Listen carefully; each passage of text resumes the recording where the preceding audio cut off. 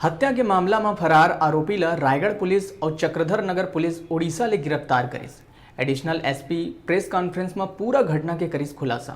देखो रिपोर्ट। मृतक बलीराम रायगढ़ केवड़ाबाड़ी में अपन पत्नी संग रहत रहीस और मजदूरी कर अपन घर चलात रहीस। काम के दौरान ओकर पहचान आरोपी गोविंद लो हुईस। आरोपी मृतक के पत्नी ऊपर गलत नियत रखत रहीस।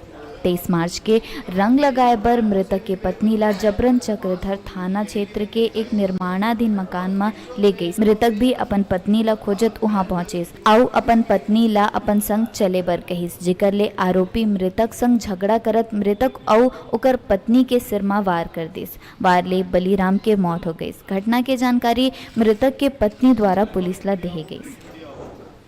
302 307 के तहत अपराध पंजीबद्ध किया गया था। इसमें मृतक जो थे बलीराम गढ़सेना, इसकी बॉडी मिली थी, साथ में उनकी वाइफ थी ललिता, वो घायल थी। इसी हिसाब से इसमें थाना चक्रधर नगर में FIR पंजीबद्ध किया गया था।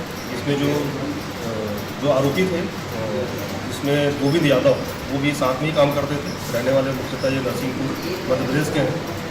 जब इनको पता तलाश किया गया तो पता चला कि ये बड़गढ़ में इनकी परिवार, इनकी वाइफ वहाँ पे टीम गई हुई थी।